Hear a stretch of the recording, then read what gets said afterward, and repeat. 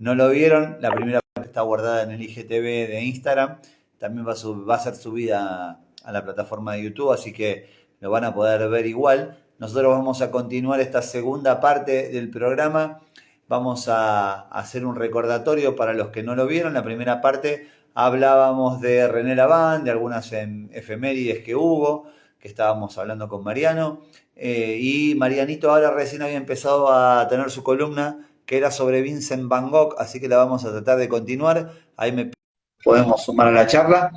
A ver si lo tengo ahí para que podamos interactuar con Mariano y ustedes también lo puedan ver. Y continuamos con esta charla de Van Gogh. Hola Mariano. Bueno, ahora sí, estamos de vuelta y para hablar de Van Gogh y gracias a la gente que volvió a retomar y poner el video y bueno, tuvimos problemas de conexión, como siempre, pero ahora mejor estamos. Ahora te veo bien y bueno. Bueno, les voy a hablar de Vincent Van Gogh, uno de los pintores más reconocidos, una de las personas que más sufrieron, sufrió de todo, problemas psiquiátricos, pasó muchísimo hambre, mucha penuria económica, y fue un hombre que hasta los 27 años jamás agarró un lápiz. Y lo grandioso de él fue el que él trascendió después de muerto. Fue un célebre artista después de muerto, porque en vida fue un célebre desconocido. Su vida tan atormentada, tantas hipótesis que hay, tanta historia, pero fue un hombre muy generoso, este pelirrojo, el club de los pelirrojos como Jesucristo, tantos pelirrojos. Y este hombre nació en Holanda en 1853, vivió 37 años, en 1890 fallece. 37 años, pero los últimos 10 tiene una obra muy prolífica. Él a los 15 años deja la escuela, su padre era clérigo, calvinista, era pastor en esa Holanda, su madre era ama de casa. Te decía que había pasado lo mismo que Rilke y Salvador Dalí, al tener un hermano fallecido, muy pronto le vuelven a poner exactamente el mismo nombre. Mientras él jugaba por ahí, la lápida del otro Vincent Van Gogh estaba ahí. Eso pasaba en esas épocas. Él tuvo 3 hermanas más, eran 6 hermanos, 4 hermanas. Él decide ir a probar suerte a unos familiares a Londres. En Londres están trabajando en una galería de arte, pero él no tiene, él sabe, no es una persona instruida, pero sabe 4 idiomas, francés, inglés, el flamenco, y le cuesta mucho entender el latín y el griego para poder estudiar la carrera de clérigo, para ser clérigo. Entonces, él lleva su Biblia, lee a los franceses, lee a Hugo, a Víctor Hugo, lee a Solá, tiene una pena muy grande, amorosa, no tiene un peso, viaja a Londres caminando desde ese pueblo, cuando está en Inglaterra, y hay días que no tiene para comer. Hasta que llega un momento en que vuelve a Holanda a buscar su lugar en el mundo. Vendría a ser un errante, vagabundo, su posición. Él en ese momento no tiene pensado nada de la minería, y entonces trata con sus tíos de ayudarle y decirle que siga los pasos de su padre. Entonces, él va a estudiar para clérigo, está siempre con la Biblia, se compromete con los asuntos sociales, y de repente es enviado por el episcopado de ese clérigo, lo mandan a Bélgica, a Voragine. En Voragine, él va a estar en una mina, en un lugar sumamente pobre, y él va a ver las calumnias. Él ahí va a ofrecer de todo, va a dejar todo. Él tenía 2 pares de camisas, las va a usar. Ve la pobreza de los mineros, el estado en que viven esos mineros. Esos mineros tenían un jornal miserable, tenían una calidad de vida, aparte del peligro que corrían. Él no puede creer, él a veces está mal alimentado, no tiene buena comida, adelgaza, sufre fiebre, no le mandan plata, se alimenta con papas y café todo el día y pan negro, todo lo que hay es pan negro, y a veces no hay ni siquiera pan. Entonces, él se queja de las penurias económicas y de las condiciones laborales de esos trabajadores, y ahí en esa minería, él va a perder un poco, la vocación religiosa, la fe, porque va a encontrar y va a ver que hay un derrumbe, mueren 57 personas, hay nenas y niños de 8 años y mueren aplastados, que tienen que trabajar, que los que les alcanza es nada más para comer, que se levantan a las 3 de la mañana y trabajan hasta las 4 de la tarde, que ganan una miseria, la mina es de carbón, es una mina de carbón, habla con los dueños de la mina y no les aumentan. Entonces, Van Gogh fue un tipo muy generoso. Llegó aparte el frío en ese sur de Bélgica y esa pobreza, la gente era tan pobre que usaba las bolsas de cereales o las bolsas de la panadería, y él trataba de alfabetizar a chicos, le daba clases a los chicos, a chicos de 5 o 7 años, les enseñaba a leer y escribir, y les llevaba la palabra de Cristo, les llevaba la palabra de la Biblia calvinista. Él quería ser pastor, pedía un lugar donde hubiera un poco de carbón, él se la arreglaba con poco, no tenía zapatos, a veces tenía muchas necesidades, sobre todo de hambre, mucho hambre, pasaba 2 o 3 días que estaba con fiebre porque no comía, y cuando había un derrumbe, él rompía sus calzoncillos, la poca ropa para hacer vendas, y no aguantó más, hasta se alejó de Dios, hasta se alejó de lo religioso, al ver esa miseria y ese arrebato. Y él empieza ahí una carrera, empieza a buscar su lugar, vuelve a Holanda, vuelve a La Haya, en La Haya busca unos tíos, le dicen que no, le dice que es un fracasado, que ya está grande, que ya está viejo, que no sabe nada, que es un inútil, que haga algo. Y el único que se apiada de él es su hermano menor, que tiene 4 años menos que él, el famoso y querido Theo. Y Theo le ayuda, le envía desde París porque es marchand en París, y apuesta, y todo el mundo lo rechaza, y todo el mundo no le gusta lo que pinta ni lo que dibuja. Y él se va a un pueblo, un pueblo de La Haya, y ahí se enamora de una prostituta que está en la miseria, con hijos, embarazada, con viruela en la cara, y ellos dos no tienen un centavo, no tienen un peso, y él espera todos los primeros el envío de 100 florines de esa época, de Theo. Entonces él necesita comer, no tiene proteínas, come muy mal, está pálido, se viste mal, tiene ropa vieja, y empieza a ver la pasión por el dibujo, empieza a dibujar dentro de su tristeza, y lo que le importa son los rostros, las caras, y hace ese fenomenal dibujo que es el comedero de papas, que es la primera, que está en Ámsterdam, el comedero de papas. Vamos a mostrarlo acá, vamos a ilustrar acá, a ver si se puede ver el comedero de papas. Esa lámpara, esas vigas, esa oscuridad. Al principio es todo oscuro en Van Gogh. Ahí vemos, eran tan pobres que agarran la comida con las papas, esa gente humilde, fea. Y bueno, a él lo que le gustan son los campesinos, le gusta el cartero, le gusta la gente humilde, la pinta, en sus ojos ve y dice, yo no quiero pintar catedrales. Lo que transmite esta gente con su mirada es superior, es totalmente, es demostrativo. Y ahí empieza a perfeccionar. No tiene plata para los modelos, no tiene plata para pagar modelos, busca plata desesperadamente. Pasa 3, 4, 5 días sin comer, lo único que come no tiene sábanas. Los tíos le dicen que vaya, que deje todo, que trabaje, que haga algo. Él está horas y horas en el campo. A veces para ir a buscar o viajar está a 40 kilómetros como yendo a Luján, ¿no? 40, y se le rompe la zapatilla y duerme en el piso. Vivió con muchas necesidades. Y en un momento, Theo se lo lleva a París. Y en París ya él conoce a los impresionistas. Y él viene a hacer el post-impresionismo. Y ahí en París, recordemos que en vida solamente vendió un solo cuadro, Hernán, el de los viñedos rojos de Provenza. Pero él le gusta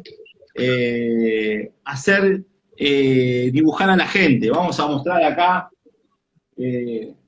unos dibujos. empieza a cambiar el color, le empieza a poner color. Su paleta empieza a tener los colores que conocemos. Se hizo 30 autorretratos, pero pasó mucha penuria. Quiso ser religioso y no pudo. Volvió al dibujo, buscó esas modelos y no triunfaba, y mandaba y buscaba dibujos.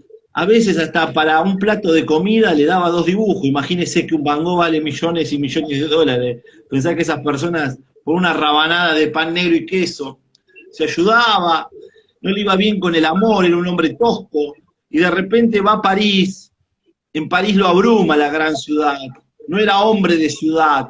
Fracasó en Ámsterdam, fracasó en Londres, fracasó en París. Y en los sitios donde él fue feliz, eran los pueblos más pequeños, como va a ser en la Provenza, donde Theo lo manda y está preocupado por él, y lo manda a Gauguin. Le dice: Paul, anda y preocupate por su hermano. Después la historia es muy sabida, no se sabe nunca, él se corta un pabellón de la oreja, no se arranca la oreja, como dicen. Dicen que tenía delirios, que tenía problemas psiquiátricos. Lo que había pasado era mucho sufrimiento, mucho hambre, había visto mucha muerte, había perdido la fe. Él era un gran artista y nadie lo sabía, y no lo supo ni él en vida. Eso es lo más triste. Siempre penando, y tratando de convencer. Le gustaba mucho Millet, un pintor ese de las espigadoras, pero a él le gustaba la naturaleza. Y vamos a ver este amarillo, miren este amarillo impresionante, de los girasoles, uno de los cuadros más caros. Qué ironía, ¿no? Un hombre que no tenía ni un céntimo del bolsillo, ni para comer, que después sus cuadros valieran fortuna. En Arles va a tener una discusión con Paul Gauguin, famosa, no se aguantan, no se toleran, la pelean con una navaja, se arranca el pabellón. Él, dicen que tenía sífilis, dicen que tenía una bipolaridad, eso nunca lo sabremos, como tampoco el destino de su muerte, que se pegó un tiro en una escopeta en medio del campo. Mucha gente dice que había niños jugando, es otra hipótesis, que es más para Canaletti, de la cual se dice, nunca lo sabremos. Pero quizás tratar de acordarnos de Theo, que siempre lo aguantó, que todos los meses le mandaba, que lo apostó, y que después sus tumbas van a estar juntas, para siempre. Un hombre que le dio mucha alegría a la humanidad con sus colores, con sus cuadros, que pintó un amarillo único, un anaranjado, una noche estrellada. La noche estrellada, Hernán, la pinta en un manicomio, uno de los cuadros más hermosos y más alegres que hay en está pintada en un manicomio. Tomaba ajenjo, que era una cosa muy fuerte, como tomaba Poe y los grandes, Baudelaire.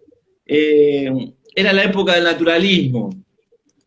Pensar que le costó todo mucho, y fue muy infeliz, no fue correspondido en el amor, pero lo queríamos recordar porque después, como dice siempre, como decimos, ¿a quién dedicarle este espacio, este grande, pero grande en serio, como es Vincent Van Gogh? Sobre todo a su cuñada, que su cuñada lo reinventa, que todo lo que sabemos de él y de Theo es gracias a esa cuñada, a Joana, la mujer, la viuda de Theo. Theo muere a los 6 meses que muere Vincent, no soporta la muerte de su hermano. Y esa mujer con un hijo, en esa París de principio del siglo, se ve con 2.000 cuadros. Ella tenía experiencia de marchand, tenía mucha experiencia, sabía idiomas. Y le costó, le costó hasta que lo impuso. Al principio se burlaron por la pasión, y después una galería de Londres compró los girasoles en lo que hoy sería 7 millones de euros. Después el arte, empezaron a ver que esto era post-impresionismo, empezaron a valorar a este artista que en vida nadie lo reconoció. Y Joana se encargó de traducir todas las cartas, las 800 cartas, de cuidar todo ese patrimonio. Y un solo cuadro vendió en su vida. Este hombre que todo el mundo habla, aclama y es conocido mundialmente, que junto con Degas deben ser los que han trascendido más en las casas, ¿no? Que han llegado desde los bazares, desde el merchandising, que todos tienen una réplica de algún cuadro de Degas, desde un 2 pesos, desde un bazar, y todos conocen un Van Gogh. Vincent Van Gogh fue gracias a su cuñada, porque fue un célebre desconocido. Siempre que hay un libro de una escritora argentina que trata de eso, de lo que hizo ella con su obra, de cómo ella, que era marchand, cómo lo impuso, cómo afloró, cómo lo reivindicó, cómo lo pudo explotar después de muerto, cómo cuidó ese patrimonio que le decían tiralo que no sirve para nada. Que si hubieran tirado hoy un Van Gogh, se salvan varias generaciones, valen más que Mbappé un Van Gogh, cualquier cuadro. Sus autorretratos, no se cortó la oreja derecha, sino la oreja izquierda. Lo que pasa es que él se pintaba en el espejo, y el espejo la derecha y la izquierda. No tenía plata para las modelos. Era un hombre muy sentimental. Era un hombre que le gustaba el amarillo. Y como le dijo a Elena Garro, la primera mujer de Octavio Paz que fue amante de Bioy Casares, le dijo a Bioy Casares: cuando me muera te esperaré en la sillita de Van Gogh. Esa silla única, que pintó igual que Gauguin. Gauguin pintó una exactamente igual. Lo que pasa es que vivían en la misma casa, en Arles, allá en la Provenza. Este hombre que estaba contento con ser clérigo, que nunca pensó que iba a ser, que quería sobrevivir, que quería tener un trabajo digno. Pasó muchas penurias, pedía ayuda a cada rato. Y él fue muy generoso cuando le tocó ayudar y asistir a los demás. Un hombre que no quiso pintar catedrales porque decía que el cuerpo humano, que la vida humana, amigo de las prostitutas, de la gente común de la calle, le gustaba y se volvía loco por pintar esas cosas. Un hombre que llenó de arte la vida, un gran artista incomprendido, psiquiátricamente va a ser analizado por máster de psiquiatría, qué es lo que tuvo, qué patología, por qué tuvo ese rapto. Quizás es como dice Sabater, que el suicidio no llega por una causa justa, sino que a veces la acumulación de fracaso. Vincent Van Gogh fue un fracasado en todo, y la acumulación de fracaso, un problema más otro problema, no son dos problemas, pueden ser un suicidio, dice Sabater, y eso es verdad. En lo que respecta a él, ha sufrido muchísimo, pero nos dio mucha alegría con su pintura, con sus dibujos, con esa Biblia muerta, con esa calavera que fuma, con esa Provenza, con esos trigales, con el cuadro de la siesta, con el comedero de papa, con esas sillitas, con esos soles, con sus autorretratos. Este pelirrojo que vivió 37 años, recién ahora se van los hijos de la casa, pero ya a los 17 tenía la condena al ser el primogénito. Su madre quería que triunfara, quería que sea alguien en la vida. Un artista está tan mal visto en esa época. Este hombre que no pudo ser profeta en Ámsterdam, que en París no se halló, pero vivió en Montmartre, en el barrio latino, vio a Pizarro, se volvía loco y decía que Dios existía porque vio las sembradoras de Millet, un enloquecido del pintor Millet. Fue amigo de Seurat. ¿A quién dedicar esto, Hernán? A Kirk Douglas por su película. Hay una gran película, la última de Willem Dafoe, que hace de Van Gogh. A todos los pelirrojos, a todos los fracasados. Dedicarle a Corbata, a Houseman, esos locos, esos bohemios que fracasaron y murieron en la pobreza. Al negro Olmedo, que no sabemos si se suicidó como Van Gogh o murió jugando. Acá nunca sabremos si lo mataron o se mató. A Ringo Bonavena, que fue un niño y murió también una muerte muy confusa. Un hombre que en vida no vendió nada, que no logró nada, que gracias a su cuñada, que no se llevaba tan bien, a la mujer de Teo, a Teo, que es el bueno de la película, a los hermanos que ayudan a otros hermanos y se ayudan mutuamente, al compromiso con el arte siempre. Le dijeron que no servía y siguió, y siguió, y siguió. Perdió una oreja. Al hombre que hoy perdió un ojo por una discusión estúpida por un grupo de WhatsApp. La locura. Por la locura en que vivimos, por los locos lindos que necesitamos, porque necesitamos más gente que nos brinde arte, que nos conmueva, que nos llenen, como lo ha sido este holandés, que fue un ciudadano del mundo, que sabía 4 idiomas, que era un hombre sensible, que ante el dolor él se reponía, porque realmente pasó muchísimo hambre. No era que, uno dice metafóricamente, está muerto de hambre, pasaba días sin comer, y él se reponía y venía la fiebre. A esa prostituta, Cristina, que él le decía 100, que lo acompañó y convivió con ella, con una mujer, y le lavaba la ropa y se ayudaban y mutuamente no tenían un solo céntimo. Por las mujeres que no le hicieron daño, que no le pertenecían, que le dijeron que no, ante tanto rechazo, fue acumulando tanto que un día no aguantó más. Lamentablemente hubiéramos necesitado más arte. Fíjese que más de 2 cuadros por semana en 10 años pintaba. No tenía plata ni para las modelos. Pedía prestado. Y bueno, dedicárselo a todos los que de alguna u otra manera les cueste imponerse en el arte. A Leopoldo Jacinto Luque, que le dijeron que ni se le ocurra jugar al fútbol y fue campeón del mundo y metió un gol en la final. Metió un gol en los campeonatos del mundo y fue campeón del mundo. Y lo perdimos el año pasado. A tanta gente que le dijeron que no y triunfó. A tanta gente que triunfa post-mortem y que no pueden ver los logros, como el caso de Van Gogh, Hernán. Era para él uno de los más grandes artistas que nos legó la humanidad. Esos cuadros capaz que los puede comprar poca gente, casi nadie, y que se cola en todas partes para ver esas obras de arte. A este pelirrojo que a veces no se peinaba, tenía lagaña, estaba deprimido y que nunca se separaba de la Biblia, que vio el infierno en esa cantera y en esa minería de Bruselas, en Borage, donde estuvo ahí. Ahí vio lo peor de la condición humana, las condiciones más paupérrimas. Se sacaba la comida, se dejaba la ropa, era un hombre muy generoso. A Jesucristo, que también era pelirrojo y murió también así, predicando y sin ver lo que iba a dejar. A tanta gente que deja una obra inconclusa y que queda para la posteridad. A Mozart, que terminó en una fosa común y se reían de él. A tanta gente, Hernán. A Maradona, que no sabemos de qué murió ni de qué se murió como él. Y nos alegró un poquito más la humanidad. Y sobre todo a Teo. A Teo, que siempre confió en él. Y que cuando lo vio en el estado en que vivía, fue a comprarle sábanas, comida, carne, porque pasaban meses sin comer carne en esa miseria.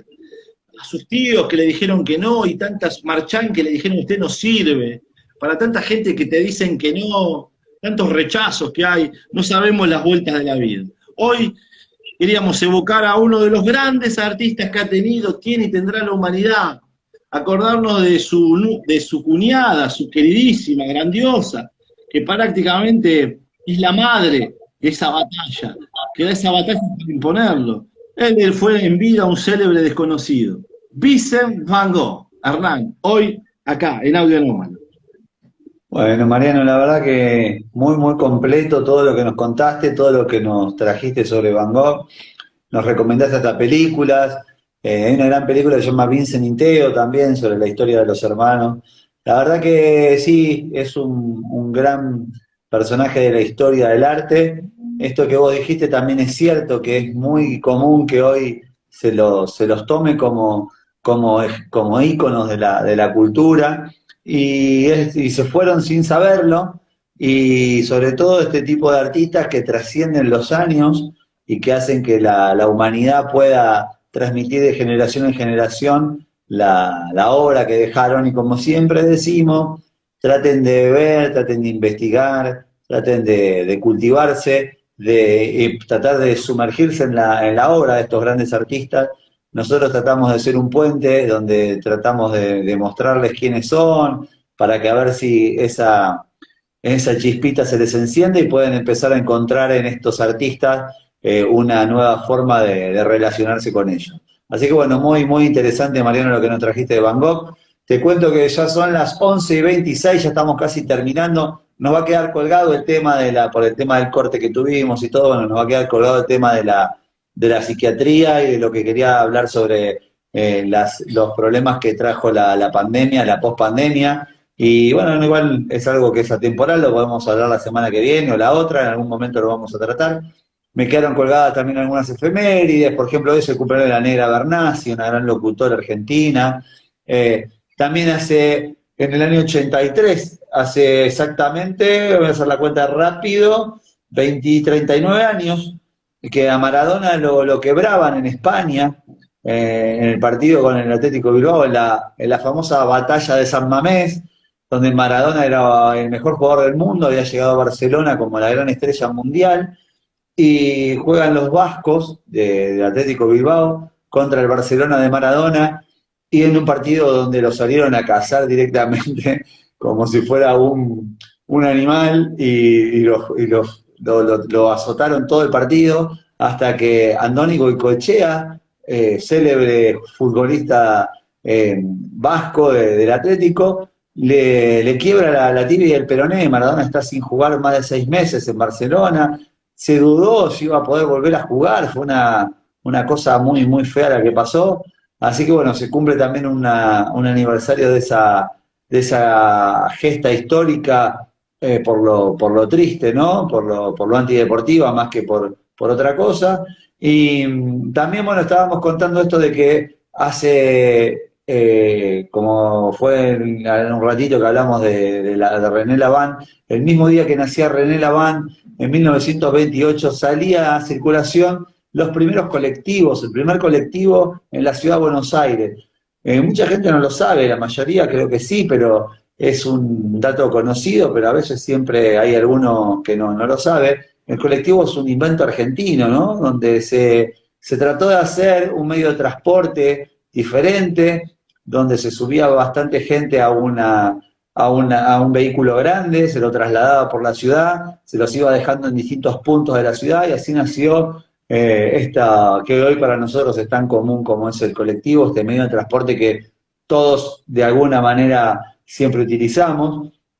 Recordemos que al principio del siglo en la Argentina se usaba el tranvía de esa manera, donde pasaban por un riel, el recorrido era directo por una traza en recto, donde se iba dejando a la gente en diferentes puntos también de la ciudad, y encontraron la beta con el colectivo de ir inmiscuéndose en distintos barrios, llevando a la gente a distintas locaciones, y la verdad que es un tema para tener en cuenta siempre, y tratar de darnos cuenta de que el argentino siempre tuvo esa visión de futuro, esa visión de tratar de hacer las cosas con alguna inventiva, tratar de encontrarle la vuelta, y así nació el colectivo. Así que en 1928 fue el primer viaje que realizó un micro, como se les dice a los autos que llevan pasajeros.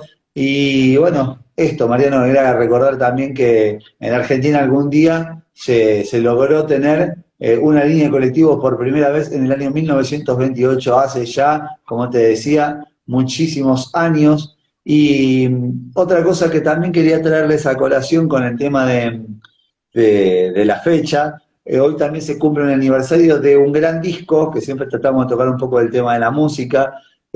Salía el disco de Nirvana, Nevermind, ¿se acuerda ese que tenía el bebé nadando con un dólar colgando? Nevermind fue un gran disco, un gran, gran disco. Uno de los creadores uno de los grupos creadores de la movida grunge en Estados Unidos, una nueva forma de hacer música, junto a Pearl Jam, junto a varios grupos que iban surgiendo desde la rebeldía americana por el rock. Y su vocalista, su líder, Kurt Cobain, después de ese disco, sufrió una gran depresión porque la banda terminó siendo muy, muy, muy conocida en todo el mundo. La fama le llegó de una manera bastante terrible para lo que era su personalidad, y terminó en un suicidio 3 años después, donde no soportó toda esa presión, no soportó sus crisis existenciales, sus crisis psiquiátricas, donde no podían tener en cuenta que él era un referente para la juventud, no quería serlo, y lamentablemente terminó matándose a los 27 años, un personaje muy, muy irruptivo en el mundo de la música, alguien que dejó un legado en muy poco tiempo. Nirvana fue una banda muy, muy influyente para los grupos que fueron viniendo después. Eran grandes músicos, eran personajes que no estaban preparados para tener esa fama a la edad que les tocó, pero bueno, nada. Claro, Kurt Cobain es del grupo de los 27, Hernán, junto a Amy Winehouse, junto a Jimi Hendrix, ayúdeme.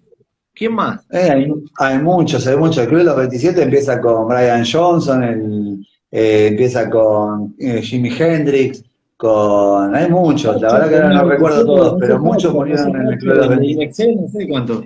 El de la banda No, no, Inexcess también murió. no, me parece Pero, que Michael Hadner me parece que era más grande. Pero hay Chaplin, varios. Janis Joplin. Janis Joplin, hay muchos que son del Club de los 27, y la verdad que también hay que tener en cuenta que cuando alguien como Kurt Cobain deja ese legado en tan poco tiempo, evidentemente el talento que tenía, el carisma que tenía, lo que transmitían como artistas, ha sido tan importante que no necesitó una vasta obra para dejarlo, ¿no? Y es un disco claro, icónico de la historia de la música. es verdad. Tiene algunos temas que fueron muy conocidos y que vendieron también muchísimos simples de ellos. Y la verdad que es uno de los discos más vendidos de la historia, Nevermind. Y así todo, hace unos programas creo que comentábamos que el arte de tapa también fue muy controversial. Tener un nene desnudo en la tapa, nadando en una pileta, fue controversial. Y hoy ese niño, ese bebé, que hoy ya es un adulto, le está haciendo juicio a la discográfica y a la firma de Nirvana, a los herederos de Nirvana, donde pide una suma millonaria por haber abusado de su imagen. Bueno, esto que tienen también los países tan desarrollados como Estados Unidos, que las empresas de los juicios y del salvarse a pesar de todo es inagotable. Pero bueno, nada, queríamos traer esto, ¿no? Que también hace 91, estamos hablando del 21, 20, 24, 32, 31 años. 31 años, no, 30 hoy, 30 años, perdón, 30 años de la Justo Redondo. Me costó la cuenta cuando era muy fácil. Era muy fácil la cuenta. Bueno, Hernán, están vacunando muchos jóvenes. Hoy estuve con un vecino y me decía que viajó a Salta y se agarró en el avión y estuvo varado en Salta haciendo la cuarentena porque se sintió muy mal, un chico muy joven, y bueno, dice que se lo pescó al virus en el avión. Que la gente se siga cuidando, que no subestime, que falta poco, que va a volver la gente al fútbol, que no haya demagogia barata de ningún político, ni de ningún partido, ni de ningún lado, porque necesitamos salir de esto lo antes posible. Hoy están vacunando a chicos discapacitados, a chicos jóvenes, a estudiantes, todo ese grupo, por suerte, está recibiendo la primera vacuna. Es lo que estamos sabiendo y hace falta. Por ejemplo, hoy en el Hospital del Cruce y en algunos hospitales, 0 casos de COVID después de 1 año y medio. Igual que en Tierra del Fuego, que es el primer lugar prácticamente con una totalidad de rebaño. Una capacidad bastante inmunológica bastante importante para enfrentar esta pandemia que nos hizo tanto daño a todos, como decías vos, desde todo punto de vista. ¿Cómo salió Platense, Hernán? Me pregunta la gente. 1-1 salió Platense, empató Platense con Estudiantes 1-1, así que bueno, un punto importante para Platense que se quedó sin técnico. Sí. Bueno, Hernán, otra cosa, un aviso parroquial. El día martes, en el Museo de River, va a haber una fiesta y un acontecimiento único. Se lanza la Fundación Ángel Labruna, su presidente va a ser Omar, dice que Ángel le pidió en vida, van a ir Estrella de River, todas las filiales de River, el Mundo River, y la fundación va a asistir a la gente con su hija Natalia, y va a ir gente muy importante, como el Bambino Veira, todos los jugadores, Gallardo. Usted trate de ir a las 5, si ve luz, entre, vaya con Norita, diga que va de parte de Nora, y a ver si le hacen algo. Me imagino que Nora Labruna va a ir, Nora Labruna va a ir, ¿no? Nora debería ir porque es sangre pura, igual que su hermano Eduardo. Son sobrinos directos y es una fundación que él consiguió empresarios de que ayuden a gente que tenga problemas económicos y bueno, que haga lo que hizo Teo con Vicente. y que para River. Dice que es el sueño de Ángel y bueno, está buscando empresario, es un año electoral en River muy importante, imagínense que va a Trezeguet, por el otro lado con Caselli. Y Jorge Brito, que es uno de los dueños de uno de los bancos más importantes con todo el oficialismo. River va a jugar con Boca. El martes pase por Figueroa del Corto, usted diga que va de parte de Nora y seguramente la dejan entrar. Pero sí, va a ser muy lindo porque vaya con la bicicleta, vaya con el 130 si no quiere. Pero va a ver a todas las glorias de River. Se lanza en el Museo Ángel Labruna y en la estatua van a estar todos. Martes 5 de la tarde, no me diga que no le avisé, Esas cosas pasan una sola vez en la vida. Usted toque el timbre y entre. Vamos toda a la tratar gente. de Gloria Gallardo tiene sus méritos, pero lo que hizo Ángel con la mística River Platense y lo que fue como jugador, como ídolo, que hoy en día no hay, salvo Bocini, habrá sido el último, o algún jugador que esté con la misma camiseta y que represente los colores, y bueno, son casos únicos y de mucho romanticismo en este fútbol que gira por el vil metal, por la peseta, como le dijo pesetero, le dijo a Figo Barijo. Bueno, Mariano, estamos terminando, son las 11 casi menos 20 de la noche. Bueno, te agradezco mucho por este ratito que pasamos, como siempre, recordamos que estamos los viernes en vivo de 10:30 a 11:30, más o menos. Después queda grabado el programa en el IGTV, nos pueden comentar ahí. Y también nuestro amigo Gustavo, un saludo grande a nuestro amigo Gustavito allá en Italia, que nos sube el programa a la plataforma de YouTube, nuestro community manager. Le mandamos saludos a todos los que... Buen fin de settimana per te, para tu sorella y para tu nipote. Y andiamo con tutto, y un bacio a te y a tutto Campobasso. Bueno, el bambino de oro. Hernán, también para Copérnico, que estuvo medio perjudicado de salud, por suerte, se hizo 2 hisopados, salió en recontra negativo. Es un toro, es una bestia, José. Está ahí. Bueno, a todos, a Mabel que lo ve por WhatsApp, a usted por estar ahí, y bueno, a todos, a Elena, que después se lo mandaremos, a Norberto de Australia le mando un gran abrazo, que nos mandamos un mensaje y a cualquier hora puede sonar el celular porque estamos con 14 horas de delay. A la primavera, a ver si viene el sol, el lunes llueve, pero aprovechen este fin de semana que hay sol, tiempo lindo, y bueno, nada, Hernán, nos vamos, a Juan Prieto, a Fede, a Nora, a la Coqui que apareció, gracias a Dios, una leyenda, y bueno, a todos, Hernán, comparta el video, compártanlo, sobre todo a Gustavo, que es nuestro Teo, que nos financia desde allá. Bueno, dale, le mandamos un beso a todos. Nos encontramos, Mariano, entonces el viernes que viene con otro programa de audio anómalo. Le dejamos un beso grande. Sí, vamos a estar festejando que es fin de mes, ¿vio? Y bueno, si cobramos, si estamos más flacos, es porque estamos a fin de mes, estamos tirando ahí. Vamos, esperemos llegar a fin de mes entonces. Un abrazo grande, Mariano. Nos vemos el viernes que viene. Chao, chao. Nos vemos el 1 de octubre, señor. Hasta luego. Chao, gracias.